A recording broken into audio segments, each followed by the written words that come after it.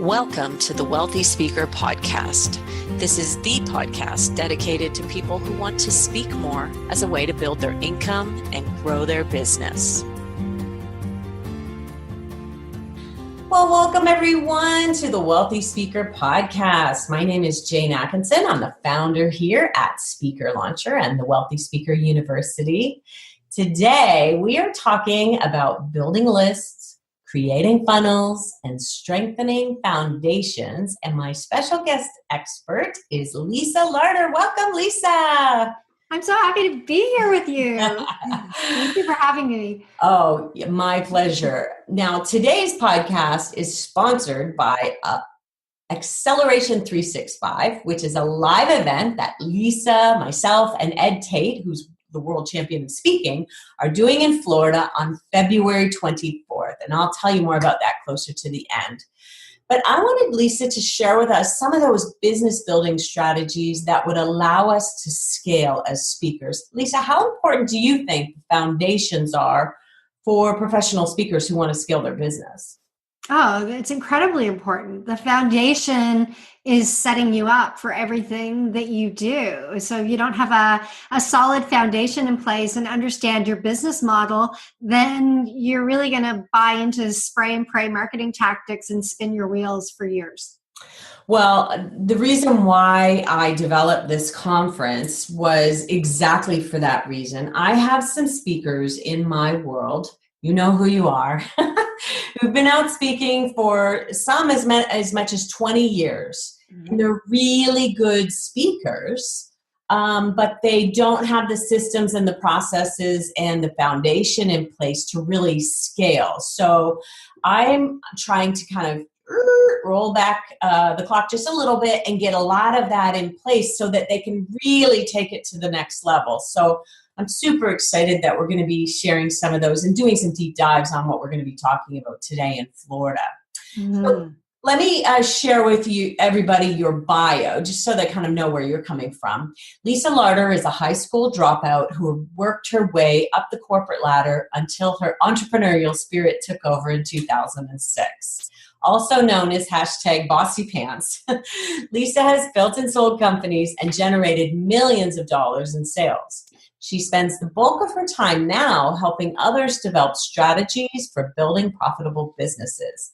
Clients have said that she is a rarity because she understands business strategy and how to leverage social media by turning connections into paying customers. Lisa is the founder of the Pilot to Profit Success System, as well as the author of the Amazon International bestseller, Pilot to Profit: Navigating Modern Entrepreneurship to Build Your Business Using Online Marketing, Social Media, Content Marketing, and Sales. Ooh, that's a mouthful for a subtitle, but I love it. Got all the right keywords. That's exactly what we're talking about today. Yeah, keywords. That's a great idea. Okay, so fill in the blanks in terms of your bio. You know, talk about dropping out of high school and a little bit about that. Well, my parents split up when I was 4. And I went to school. I lived with my mom my whole life. And my last year of grade 12, I decided that I wanted to live with my dad for grade 13. Because back in that day in Canada, we had grade 13 if you were going to go to university. And I was going to university. I was going to be a psychologist. Like, I was a smart kid and I was going to school.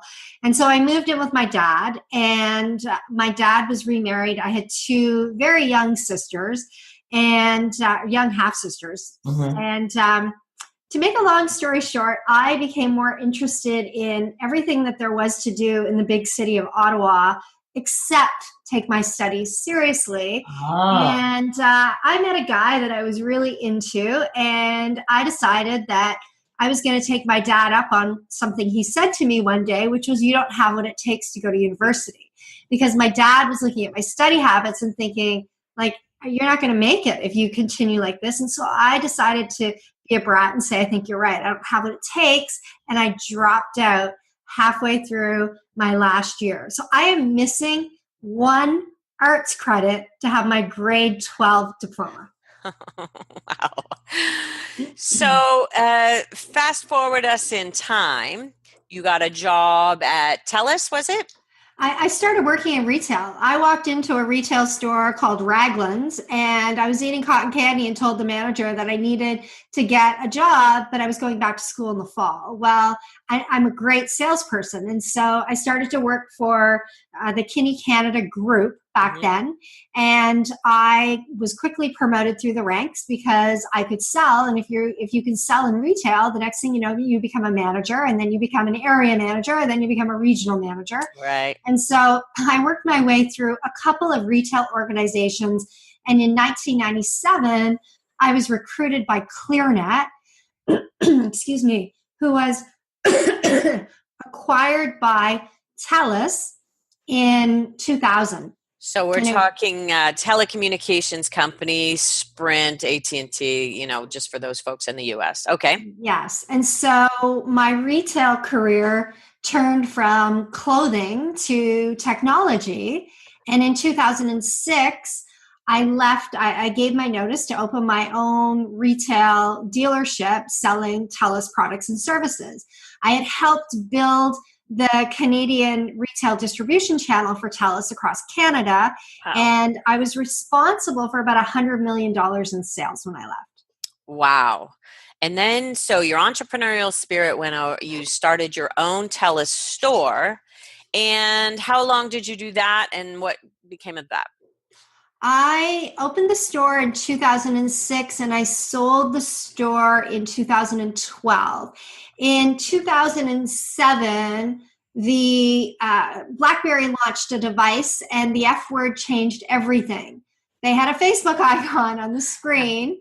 And I realized that if I was going to sell this product and they were leading with Facebook as an application, that I needed to know what it was. And as someone who was going to networking events 3 to 6 times a week to try to build her bricks and mortar business, when I started using Facebook, I was amazed that I could build my retail business really easily using social media.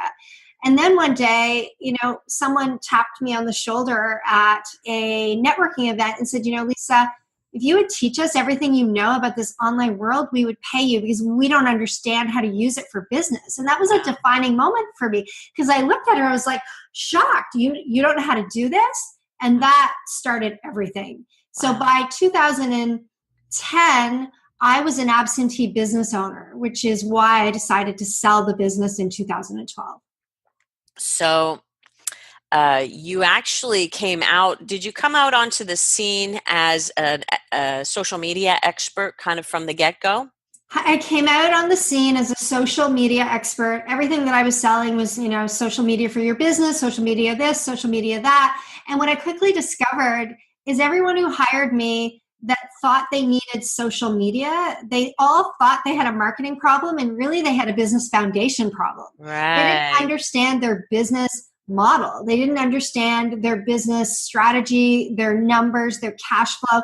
And so before you can apply marketing to grow your business, you have to fix those foundational problems. And it was really easy for me to do that because, the years that I worked with TELUS was all about business strategy. And so when you work for a huge corporation, that's all transferable to small business. Yeah. And I appreciated, we did our event last fall with Ryan Estes. He came out of a very strong selling business as a sales manager, and it's a numbers. And I think that as entrepreneurs, we as speakers don't maybe pay attention to the numbers as much as we should. And that's something that, if we can kind of talk about how to make that a little bit easier. But before we move on, in your social media build of that aspect of your, as a consultant for social media, you got a very large client in one Mr. Deepak Chopra. Tell us about that. Yeah, well, I worked with Deepak. He wasn't my client. He was my client's client. Okay. So a client of mine, Hasmark Services, was retained by Harper One to do some of the online marketing for Deepak's book, Mohammed, which happens to be the last New York Times bestselling book, I believe, that Deepak had. Wow. And she engaged my services to help her with all of the social media marketing. And one of the things that she had said to me is, I would really love to get Deepak to do a video for the landing page for the book. And everyone that she talked to, including Ariel Ford, who really helped to launch Deepak's career, said, there's no way, you're not going to get to him. His people protect him. And I said, well, I kind of think he tweets all by himself because it's from a BlackBerry and it's very conversational and it's very frequent and it doesn't sound like a company who's doing it. It sounds like him. You can see him. You can imagine him doing it. Yeah. And so I said, let me see if I can engage him for you on Twitter. So using her account, I sent a tweet at 7:00 in the morning Eastern time. And I said, hey, Deepak, we're really excited about helping you with the marketing for your upcoming book, Mohammed. Within 7 minutes, he replied, oh, really? Tell me more. Then he started to follow her. Then the conversation went to private message, and I exited myself, and I let her communicate with him, and they took it off Twitter into email. Long story short, she got the video she wanted. Wow. But in my research to promote the book, I found a whole bunch of gaps in his social media. And so I put together this email for her and I said, could you please advise Deepak's team? These are some things that need to be done in order for the work that we're doing and the work that they're doing to really be effective. Yeah. And she put one little line at the bottom of that email. It said, my social media consultant has advised your team do this. If you would like to speak with her, let me know. He replied and said, yes, please send me her number. So all of a sudden I get a phone call and it's him.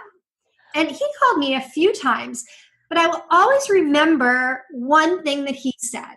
What's that? He said to me, Lisa, I love Twitter. I love Twitter because I can talk directly to people. Mm-hmm.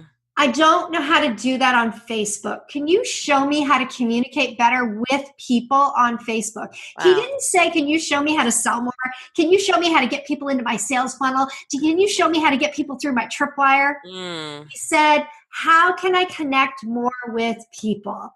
And that to me speaks volumes to what the social media world is about. It's about connecting with people. And when you care about people first, and you have great content and you're a credible human being, the business automatically follows. Okay, so that's a really good segue into what I think will be point number one, which is around setting your intention of what you're trying to achieve. Do you ever find that I have the process ready, aim, fire? Do you ever find that people are firing before they're actually ready and taking aim? All the time. And they buy into formulaic practices without understanding what they really mean, and they trip and they do things that is often more damaging to their personality and their professionalism than it is helpful. Ooh, I like that you said that, because our motto this year is focused hustle. Mm-hmm. So we're going to be hustling, but we're going to do it in a really focused manner. So let's say we have a speaker and they're speaking on leadership, a particular style of leadership. Everything that they're communicating should be under that funnel, yes? Everything that, no, not necessarily. Okay. Tell me more about that. So, my area of expertise is business and marketing. Okay. But sometimes I talk about recipes. Sometimes I talk about wine. Sometimes I talk about my dogs. Sometimes I talk about random things that I think are interesting. My subject matter expertise in terms of the content that I create should always be under that overarching umbrella. But people buy from people they know, like, and trust. And so you've got to demonstrate your personality. You may be an expert on leadership, but maybe you're gluten-free, and maybe you love Europe, and maybe you are a huge red wine drinker. Okay. your personality is what allows people to connect. You think about it. You go to a networking event and you meet somebody, and I happen to mention that I'm from Nova Scotia, and they go, "Oh, my family's from Nova Scotia. Where are you from?" And I say, "Well, we live just outside of Annapolis Royal." And they go, "Oh my God, I have relatives there." Yeah, it's an immediate bond. Okay, this is really good. So in terms of what you're communicating out there, so would you say that social media is meant for that kind of personal connection? Like, kind of break it down for me. We're going to talk about building lists today and creating sales funnels, which I know you have some thoughts on, and the foundations, developing your systems, your CRM, et cetera. But I do, you're a social media expert, so I do want to make sure that we tap you for that. So how do we know where to be which way?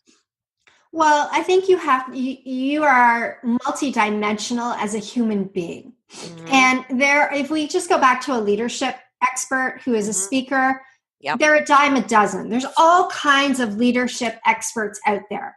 Right. What makes you different is the content that you create that demonstrates your subject matter expertise, the frequency in which you show up and add value for others, because consistency is what builds trust.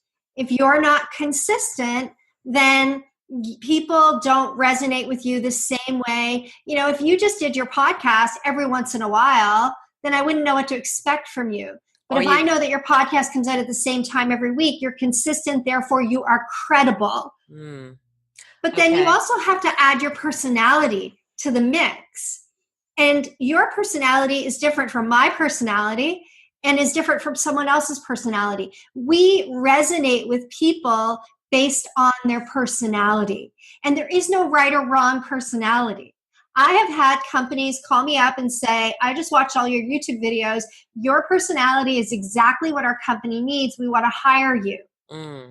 But then I see other people that get hired and their personality is completely different than mine. So, the personality, it's like if you have a popsicle, that you have different flavors. Your personality is the flavor, and that has to come through in addition to the content and the consistency. Okay, I like that a lot, and I think that gives people a little bit of leeway. So one of the things I've maybe cautioned some of my clients on is talking about politics and all of the things that are going to lead you down rabbit holes. So when it comes to commenting on things on social media, do you have a line in the sand?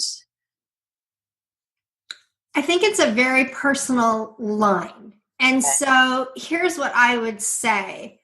I think that sometimes you also have to look at yourself as a leader. And I know that I have been very, very vocal in some of my social media posts around racism, diversity, equality. And I have spoken out when there have been things that have happened that have been, in the media and widely discussed as what my point of view and perspective is on how people should be treated.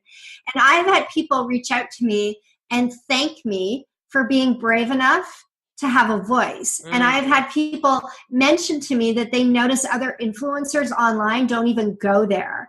And so I think that you have to decide what type of leader you are. All right. I prefer not to get into polarizing conversations. Yeah. I think that, unless I have subject matter expertise, for example, I can tell you what my opinion is on someone like Donald Trump, but do I know enough about politics and what is really going on in the world on a global basis and what this individual has and has not done to be credible in talking about it? I don't.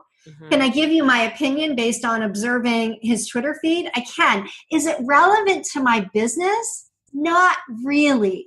Right. So I think that, if I use that as an example, it's not super relevant to my business.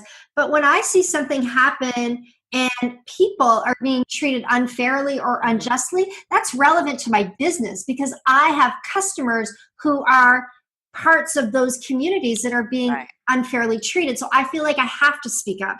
So I think you have to use judgment, and you also have to be willing to stand in the fire should you choose to participate in a controversial topic. I'll give you a perfect example. Okay. When the whole Me Too movement was happening, I posted something on Facebook and I said, wouldn't it be great if the movement was not me instead of Me Too? Wouldn't it be great if there weren't so many women? Like if we were that farther along in the process, but people probably misunderstood that. Well, some people thought that I was saying that women shouldn't stand up and say they're Me Too. Right. And what my message really is, I believe that women have a right to share what they want to share. I don't particularly know. I don't know very many women who have never, ever had a Me Too moment. I don't particularly care to share my Me Too moment on Facebook. And that's my personal choice. But I had people say things to me like, in this case, you would have been better off to keep your mouth shut. And so that's okay. They're allowed to have their opinion. You're standing in your fire on your opinion, which was really, gosh, it's too bad we're not past this. Right. So I do get that. And so good for you for being brave. I like your idea of steering clear of polarizing topics. I have a brand, and my brand is about being positive. And so I'll take maybe something, but I don't wade in very often, but I'll take it and turn it around if I have to, for my own use, because there's a flavor coming out of here and I would like it to be positive. Right. And you need to be educated. So don't step into the fire on a topic that you've read one article about and now you think you're a subject matter expertise. If you look at the media in the United States, it's very right-wing and very left-wing, and there's a whole bunch in the middle. So you better be reading all of the information before you wade in on a topic as an expert. And if you are an expert and a leader in your space, the people that follow you look up to you. So don't step into a fire without having done your due diligence. Okay. And that can undermine your credibility. You and I both straddle the border. So when Lisa's talking about this, she does live in Canada, but she also lives in Florida half the year. And so she knows she's coming from that perspective. Okay. So let's talk about building a list. A client's number one question for me is, okay, well, who do I reach out to? Like, and where do I go to build this list? So let's talk about all the different ways that you might build your list, and I can help drill it down to be more speaker specific if needed. Well, when you're speaking, you can build your list by simply having something really awesome that you're giving away on your slides. I have had people join my mailing list just by giving my presentation away. Okay. I've had people join my mailing list because I've referenced a free training piece that I have done. So when you're speaking, seeding some of your free offers is always a good thing to do. You can build your list by using webinars, video series, white papers, ebooks. You just need to figure out what the logical call to action is in conjunction with your subject matter expertise. So while I make a mean curry, I'm not going to ask you to opt in for my free curry recipe on my business blog. The pieces need to be in alignment. And the other thing people need to be considering right now is, where else can you build a list? So what I mean by that is, do you remember what I did when we spoke together? Yes. So when we spoke together, I asked everybody to go if they wanted to see a Facebook bot in action. And I walked them through how to go to my Facebook page, how to enter a keyword to trigger a bot response so that they could get a free copy of my book.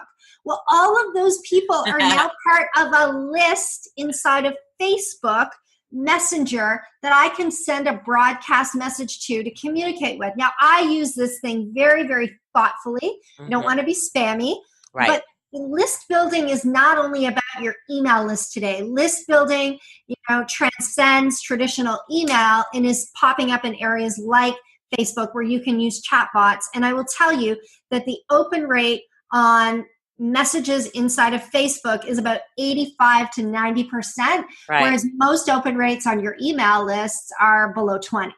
If you've got a 20% open rate, in some cases, you're doing really well. You're doing really well. So let's make sure that the message is clear about not being too spammy with those, because I think that's what's maybe if bots do get ruined, it will be because of that. Totally. So it will be because people use it, buy my stuff, buy my stuff, buy my stuff. Yeah. And people will use the same lack of judgment to communicate via messenger that they have used in the news feed to turn people off. We've all seen those people. All they ever do is post things to buy my stuff, read my blog, share my blog. And it's like they're asking, and never too much. giving. Too much asking. Okay, that's good. Okay, so if we want to build a list now. And can I just say one more thing? Yes. It's not only about building the list. Mm-hmm. It's about creating community content that is so valuable and want to stay on your list.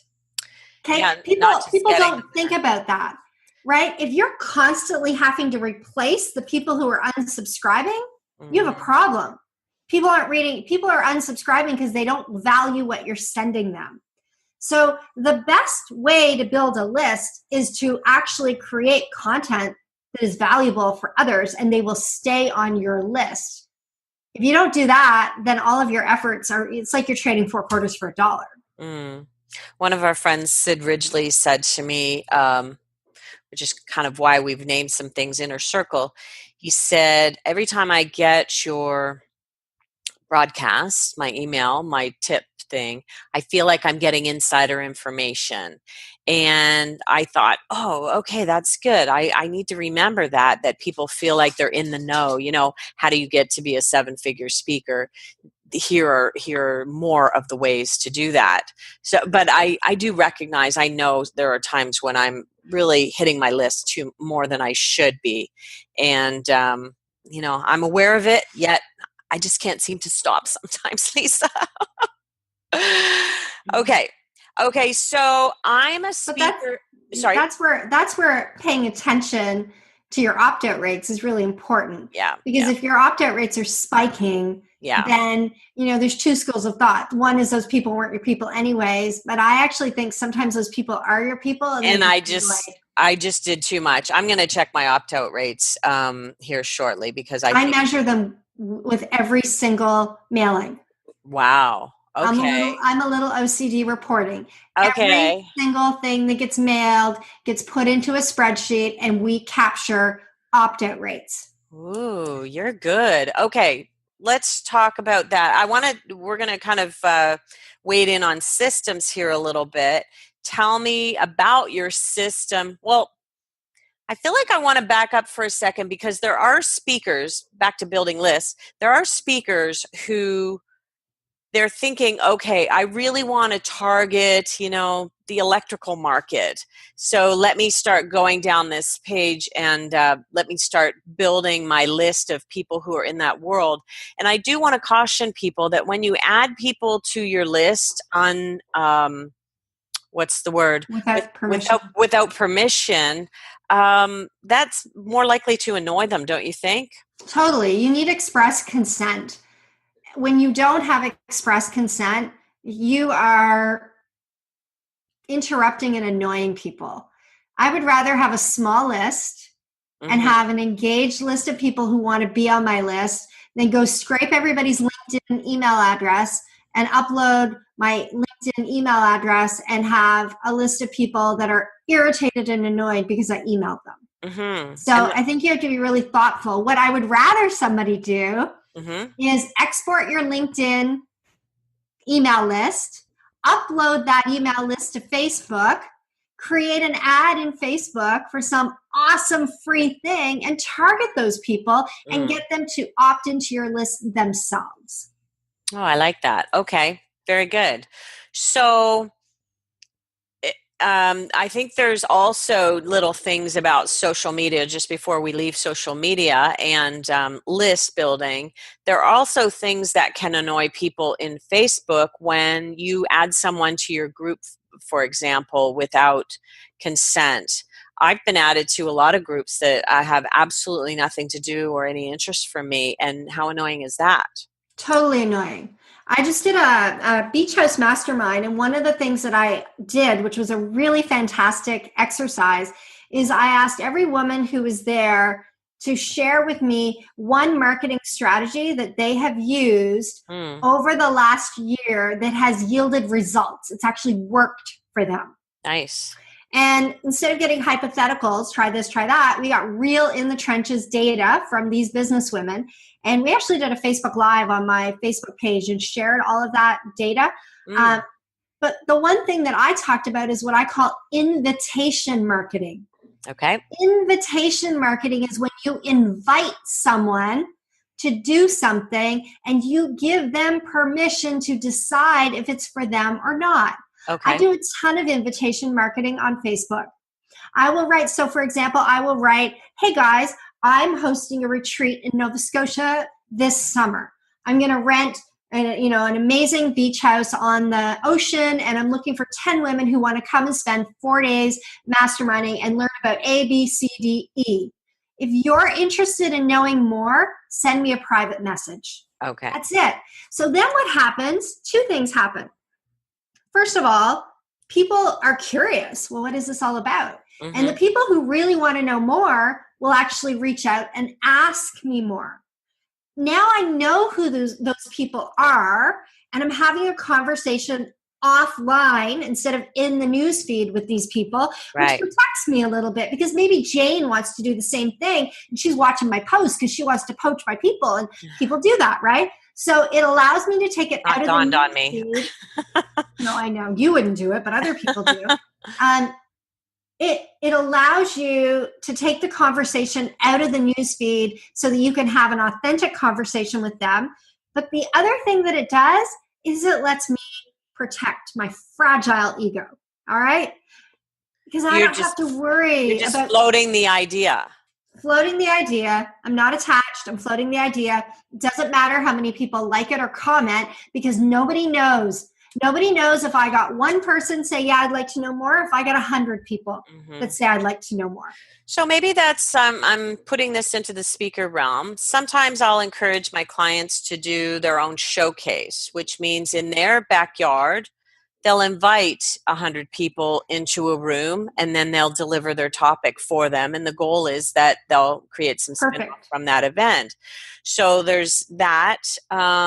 They could also invite their clients to a webinar or something where there's no, it doesn't matter if 100 people come. I know this is a little bit different what you're talking about. But it totally works. But here's what I would do. Okay. I wouldn't just invite 100 people. What I would do, let's go back to the leadership expert. Okay.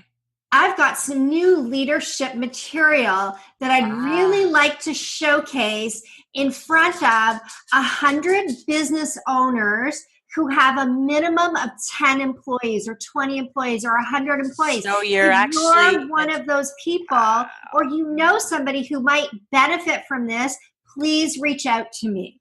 I'm trying to curate a really powerful group of people to come together for this experience. So maybe we'll call that invitation specific. I mean, you're saying this is the size of, sales team that you might have, or something very specific. I love that. Whoops, I just turned my sound off. Excuse me. Hold on. I'm back on now. I sat on my sound. Okay. So I love that. Invitation specific. So that was gold right there. I hope you're all listening at home and writing some of these things down, because that's a really great idea. And you could do that through LinkedIn and target specific people. Email specific people and say, hey, I just wanted to let you know I'm doing this thing. You're not selling anything. It's for free, right? Yeah. If you're interested, like, exactly. Are you interested? And then people who raise their hands are maybe a little bit more warm for you and can be tagged so that you can continue to market them in a different way. Okay, there's so much more we could talk about with regards to social media. I really like that. Paid or do you do a lot of paid social media now? Yeah, probably about 1,500 a month. 1,500 a month. I really want people to hear that figure. Now, your business model is a little bit different than typical professional speaker. Think about whether or not what social media has been helpful for you in terms of people reaching out for you for speaking engagements. Video. Video, do tell. Well, when you do video, especially when you do live stream video, people Mm-hmm. can see what your speaking abilities are. Right. And so I think, live stream, native video on LinkedIn, YouTube video, all of those types of video are really important. And if you're a speaker, don't sit at your desk like this. Okay. Stand up and speak and let people see your energy and your body movements and your enthusiasm, and talk to the camera like you're talking to an audience. Nice. It Okay. blows my mind that these author, speaker, consultants who come to me and they want more speaking opportunities because that's where they get leads, don't do any video. Yeah. Okay. Good. So more video. How well do stories transmit in that type of a video? Would you encourage more use Totally. of stories than teaching? Both. If Okay. you're going to tell a story, you need to anchor the story with lessons. Otherwise, Right. it's just a story. What's the Right. meaning of the story? So I like to use stories in my Facebook lives, but then I like to anchor them with, here are the 3 lessons you should get from this story. I like that. Okay. Great. Okay. And when you do video, make sure you've got good lighting. Make sure that you've got good headspace for your video setup, and that, Frame it. Yeah. make sure that it I'll all looks good. I'll show you how mine could be framed better, actually. If I just move my desk down a little bit, I have a up and down desk. And so I was actually not really framed great because there was a lot of space there. So Right. I'll just show them how to frame a little bit better because we can always do things better, right? I mean, Right. And like that flower, it Yes. looks like it's grown out of my head. I should have moved that. Right? Oh, let me see your flower. See the Oh, I flower didn't. right Okay. there. All right. Okay. So, obviously, we can talk so much more. We're going to build in some time in Florida for a conversation around social media because I feel like there's just so much more we can talk about. It's huge. So, we've talked about building lists and being lots of different ways to actually capture people and having a really good incentive or magnet. What's one of the magnets that's worked really well for you? You know what the best opt-in I ever did, which blew my mind because I thought, I don't know how many people will really be interested in this, is how to use Twitter. I did a free webinar on how to connect and build relationships on Twitter. And it was like by far one of the most successful ones that I did. And I was amazed by that because I thought it was so simple, nobody would be interested. And so I think the lesson from that is that we overcomplicate what people want from us. And we often think that what we know, because we know it so well, is not valuable to others. And when you can actually distill it down and create something really simple for people, that's what they want. They don't want a 35-day challenge. It takes too long. They want something quick and valuable and that they can take away and execute on immediately. So back to our leadership expert, take a chunk of your leadership. I mean, maybe she could do a segmented leadership for women. Maybe there's some other elements, like maybe there's probably 5 webinars in a keynote speech that you could drill down on. Those could all be list builders, right? Totally. I've gotten people we've done some, sorry. It depends on who your buyer is. Okay. So if you're talking about leadership in terms of vanilla leadership, like just basic leadership for women, are the people that are going to sign up for that webinar your buyers? Oh, well, yeah, we want to make sure it target that's a very good point. We want to make sure the title of that attracts people who are in the corporate world who have some decision-making abilities. Yes. Right. Exactly. That's great. And that's that invitation specific idea again, to, if this is you, then come to our webinar. Right. Exactly. I like that. Very good caveat. And again, everything is intentional. It's very, very specific. There's no point in getting just random women on your list who want to be better leaders if they're not actually out there in that, range of your target market. Okay. Mm-hmm. That's really good. Okay. So, let's move in, talk to us about sales funnels, because we all think we need to be building these sales funnels. And we're seeing lots and lots of courses on sales funnels. And you have some very specific ideas around that. Like sometimes I'd rather poke my finger in my eye than talk about sales funnels, because, obviously the outcome that everyone is looking for is lead generation. But we create these sales funnels that are so formulaic and complicated with tripwires and manipulation that we forget people buy from people they know, like, and trust. And so I think people need to simplify their sales funnels, and they need to focus on their core content and their ability to connect with people and their ability to generate leads more than they do a traditional sales funnel. Obviously, you need people in your pipeline. Obviously, you need a process to take someone from interested to buying. But before, people have to know who you are at the highest level. If they don't know who you are, they can't choose you. So you must have visibility, and you need to maintain your visibility in order for people to generate interest. You must talk about content in a way that demonstrates your subject matter expertise, so that I believe you can help me. If I don't believe that you can help me be a wealthy speaker, well, then I'm not going to pay attention to you. Mm-hmm. So that kind of stuff is really important. But you have to deliberately build your lead generation strategies into the content that you're using. The thing that I hate about traditional sales funnels is it's like this. You're trying to squeeze people out. I think it's more like this. It's cyclical. There's all kinds of things that happen, and there's different timing of how it happens. And when you try to, follow such a precise formula to get business, it starts to feel ucky. It doesn't feel good. And so I would encourage everyone to take a step back and ask yourself, how do you get business? Do you really get business because you created a blog with a read magnet and a lead magnet and a tripwire? Or do you get business because you get out and speak and you have conversations with people? Like, start to ask yourself, what are the legitimate ways that you get business, instead of trying to manufacture funnels that don't work? Okay, that's good. And maybe what we should be shifting over to is just a more sales automation approach, so that we have buckets for people. You, over breakfast in Ottawa, really helped me shift into my 3 buckets, and that was so helpful. And if I can get people knowing that they're a seasoned speaker coming in the door, I'm going to talk to them a little bit differently in my sales automation approach. And And I think for a lot of speakers, this whole thing is just missing. They're not segmenting the markets out at all. Right. So when I talk about the buckets, I talk about big rocks, pebbles, and sand.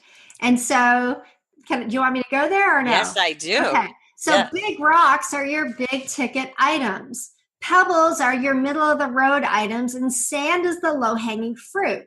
So my big rocks are people that invest $25,000 plus a year working with me and or my team. Okay. My pebbles are people that spend, anything from probably $5,000 to $10,000 a year or per transaction working with me. And my sand is anything that is under $1,000. Where people run into problems is they spend all their time trying to sell sand. And if you want to have $1 million business, it's a lot harder to sell. How many $100 widgets do you need to get to $1 million? Like 1 million divided by 100. You need to sell 10,000 widgets. Well, basic conversion principles say that, if you've got a 10% conversion rate, you're great. So times that 10,000 by 10, you need 100,000 people And if you're really good, you'll sell that. I'm But gonna you take the I'm gonna same math. translate this into speaker speak. So I have clients who they look at their calendar, and the level of busyness on their calendar is what goes into their mind in terms of how successful they're being that year. So let's say you have a big wall calendar and you put green dots on every date that's sold. I have a heck of a time getting them transitioned over away from the sand to the big rocks and just focusing on the big rocks and the pebbles, because they feel like they're not doing as much business. And it's like, well, you understand that you'd have to do 10 at this low fee in order to meet this one at this high fee, right? And so there's a transition period of getting to be okay with not being as busy. Do you ever feel like people are just running themselves rampant, and that's their modus operandi, is that they just run ragged? Oh, yeah. And people are insecure. They're really insecure. And so it feels safe to sell something that is low priced. It takes confidence to ask somebody for $25,000 or $50,000.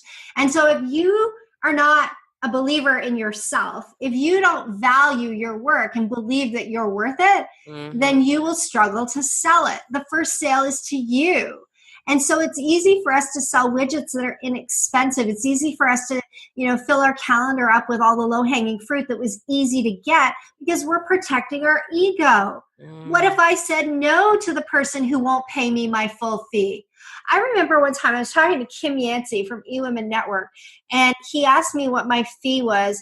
And at the time I said, well, I charge $5,000 for that. And he said to me, well, I know, but what do you actually get paid?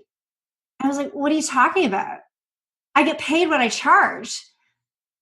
And it was almost like this big aha moment. People say their fee is $5,000. They say their fee is $25,000, but they'll take $2,500. Right. Well, really? Yeah. You have to stay true to what your fee is. Yeah. And that requires confidence. Yeah. And you know what I think it takes to get to confidence is clarity. Clarity in the outcomes of what you're selling, clarity on what the ROI is for the clients, and how that is really going to change their organization, or depending on who you're talking to. So, right. And it requires shifting your mindset from scarcity to abundance. I turned down a $5,000 speaking gig last year. A speaker bureau reached out to me and they said, could you tell us what your fee is to speak? And I told them what my fee was. And they said, we have a client and their budget is $5,000. So I replied and I said, well, this is what my fee is. And then they replied back and they said, but we told you it's $5,000. I said, no, you asked me what my fee is. That's what my fee is. So I'm not your girl if you can't afford my fee. I'm not flying across the country to do this work for less than my fee. And there it is, ladies and gentlemen. I mean, really, I think we have been conditioned to negotiate. I'm not putting myself into the mix here, because as a coach, I decided right out of the chute, I was never going to negotiate my fee. And I think over 15 years, I might have done it once or twice, and I always ended up firing the client. Yeah, exactly. Because if people don't, you first have to value what you do. But if someone else doesn't value what your fee is, they're not the right fit for you. Now, I see we're running a little bit long, so let's talk about foundations for a second. And tell me about your system. What do you use for to broadcast your emails, to do your CRM? What is it all built into one thing? I use Infusionsoft for almost everything. And I love Infusionsoft. I love it because it allows me to segment my list. It allows me to tag different people that are doing different things. I get tons of reporting. They've got really quick and easy opt-in pages that you can now build inside of Infusionsoft.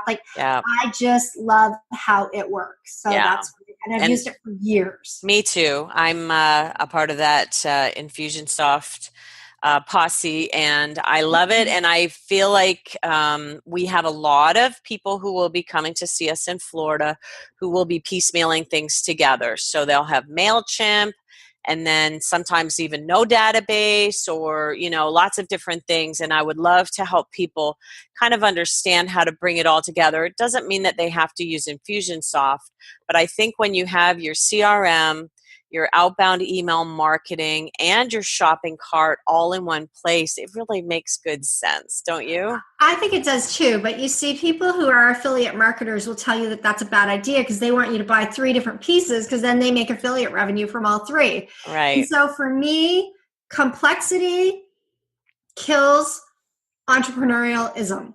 And so I want simplicity. I want easy to use. And I would rather focus on, I always say, I don't want to be the loudest voice in the room. I want to be the voice that people want to listen to.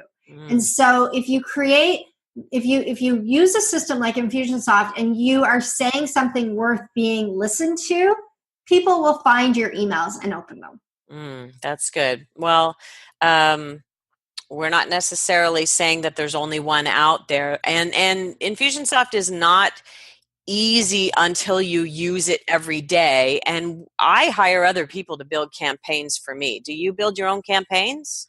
A little bit of both.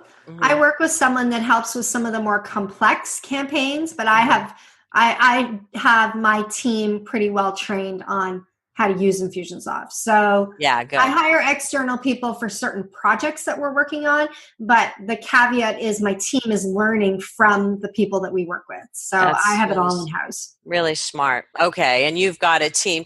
Tell us about your infrastructure and who's doing what over there at Lisa Larter International headquarters. Well, there's me, Chief Rainmaker, so to speak. I have like a marketing assistant who does all of she sends out my newsletter. She does customer service. She helps me manage my groups. She helps with, creating all of the products in the shopping cart and all that kind of stuff. She often will write copy for me, and pardon my language, but we write shitty first. She writes shitty first drafts, sends them to me, and then I'm able to change it up into my voice.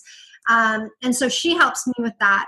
Then I have a project manager who is in charge of our implementation team, and we have a bunch of people that do social media implementation, blog writing, website stuff, Infusionsoft stuff, and she manages all of the client projects for that piece of the business. So people will hire Lisa as their business coach, but they may also hire her team for implementation.